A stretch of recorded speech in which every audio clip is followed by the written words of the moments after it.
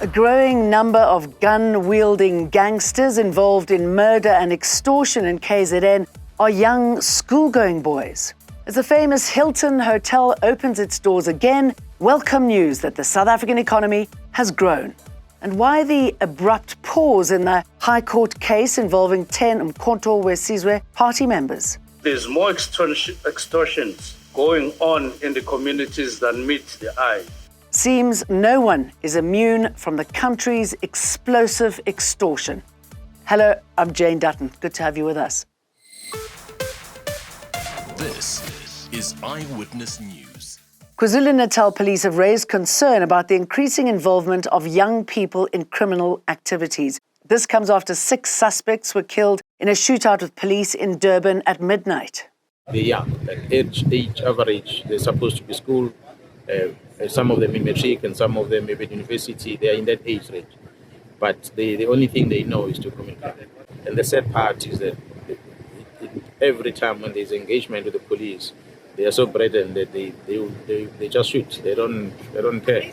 And that shooting that leads to them dying most of the time.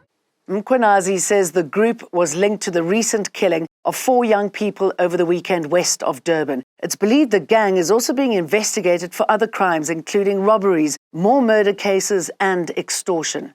In Free State, the target of extortionists include pensioners and people who receive RAF. Generally, there's more extortions going on in the communities than meet the eye.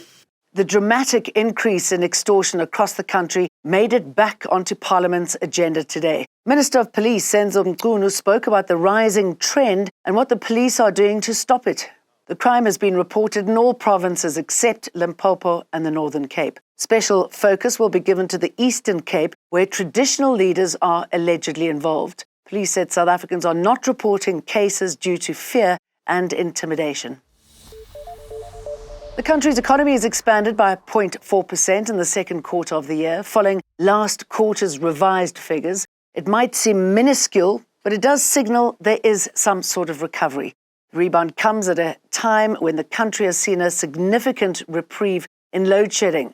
Stats SA says the finance, real estate and business services industry contributed the most to economic growth. Here's another positive sign of growing confidence in our economy. Durban's luxury Hilton Hotel has reopened. It shut down during the COVID-19 pandemic in 2021. eThekwini Municipality welcomes the reopening of Hilton Hotel Durban, which will significantly benefit the city's tourism economy. eThekwini Mayor Councillor Cyril Xaba said the reopening of the hotel will also strategically amplify the city's business case when bidding to host national and international conferences. Apart from enhancing the tourism experience for visitors in our city, the reopening of the hotel will contribute immensely to job creation. The Hilton Hotel is also a great added advantage for the Durban ICC, which is situated near the hotel. The number of Van Ryn's Pass crash victims has risen to 10 people. We've been told the bus carrying 44 passengers rolled off the pass late yesterday afternoon. The site of the accident remains an active scene. The Umkhonto weSizwe party says 10 of its former MPs who want their jobs back were not party members when they were sworn in as parliamentarians in June. The party has told the Western Cape High Court there wasn't enough time to vet its candidate lists before they were submitted to the Independent Electoral Commission, and the disgruntled group should never have found their way to Parliament to begin with. The group insists they are legitimate members of the party and say their expulsions are bogus. MK Party lawyer Nikiwe Nyati says the court should dismiss this urgent application because the applicant's membership was terminated. She says their inclusion on the MK Party's candidate list was both improper and irregular and done without consultation by the party's former acting Secretary-General. Nyati's told the court an internal investigation revealed the list process had been mishandled. She says the membership of the affected MPs was terminated 2 days before their swearing in Parliament in June. Nyati says it's an anomaly how the applicants got deployed to Parliament. She's asking the court for a punitive costs order, saying the applicants knew their membership had been terminated 2 months ago. Judgment has been reserved. Lindsay Dentlinger, Eyewitness News, Western Cape High Court.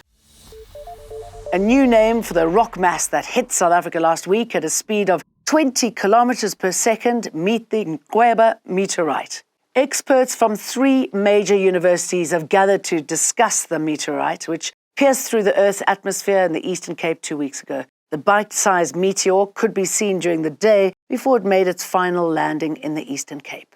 Estimated to be between 3,000 and 5,000 kilograms in weight, the burlite rock, which was traveling at 20.1 kilometers per second, caused a terminal blast just before 9 a.m. in the morning on Sunday. In totality, the event took 49 seconds before slowing down and making impact with water, causing boom-like sounds. At least 150 eyewitness sightings have been received by scientists working on the case, with people who may have not reported seeing the incident encouraged to come forward. Professor Richard Gibson from Wits University put an end to the debate of where exactly the meteorite landed. We conclude that the focus of the event was in this region between Kebega and George. The last meteorite fall in South Africa occurred in Lichtenburg in 1973, with only 51 meteorites documented in the country. Mongezi Zikoko, Eyewitness News. Thanks for watching. We'll see you again tomorrow. Eyewitness News, in touch, in tune, and independent. For the latest, log on to ewn.co.za or ewn.mobi.